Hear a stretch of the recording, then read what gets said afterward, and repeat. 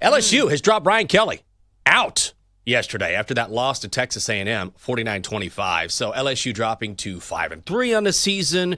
And it wasn't just this loss, Chelsea. It was how LSU lost. If you looked at that box score, you're like, oh, my God, this game was not close. It was close at halftime.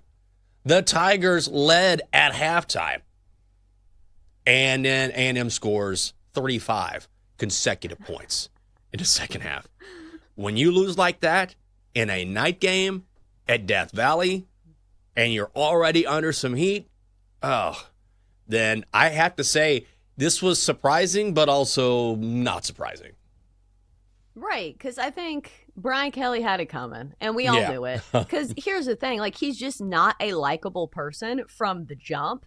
Because I think now people are pointing this out, and they're saying, it's because he did that weird Southern accent. He never fit the culture down here. But at the end of the day, it's just simply because he's not winning. Like, I think maybe the hammer came down a little faster than it would have on some of these other guys that were more likable.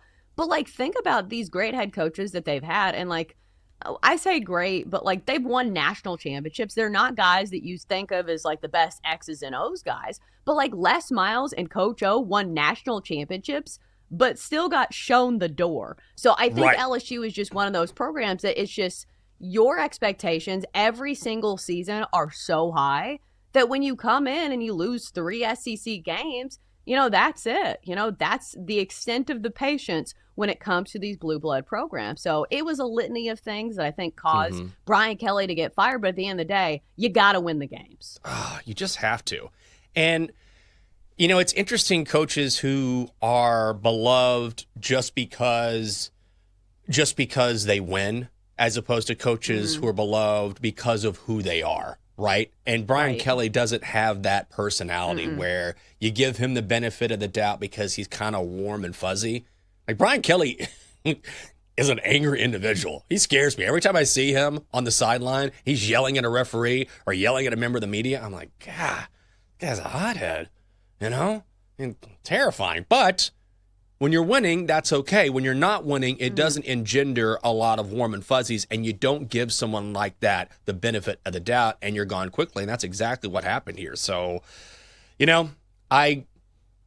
I don't know what's next for LSU, but they do have some big names to choose from. But this is college football now. This buyout is ridiculous.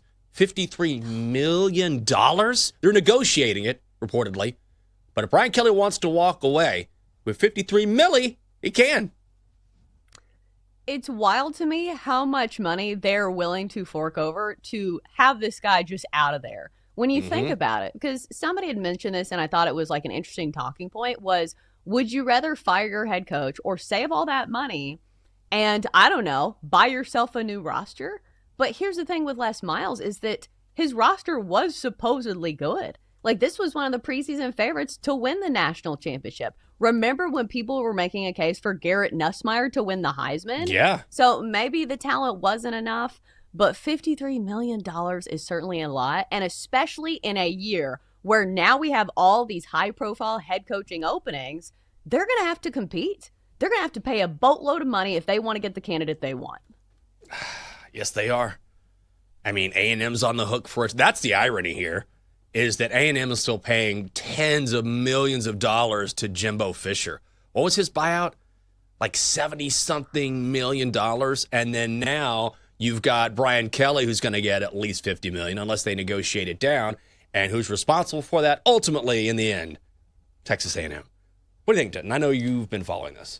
This story was hilarious to me because the way it happened is such an insight as to who Brian Kelly is, which is just not a fun person to be around. There was a meeting that took place where Scott Woodward, the athletic director, said, you need to let the offensive coordinator go. And Brian Kelly went viral on Saturday for screaming at the offensive coordinator for not doing a good job calling plays.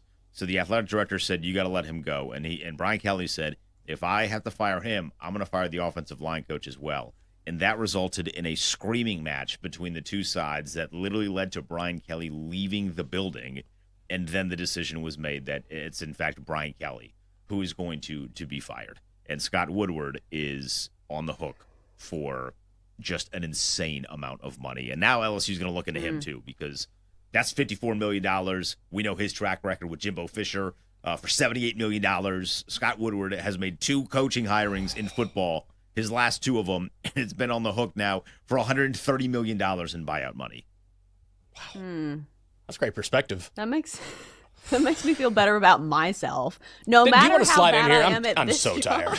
Do you want to get behind the mic? Provide your perspective here for the next 15 minutes while I get some coffee.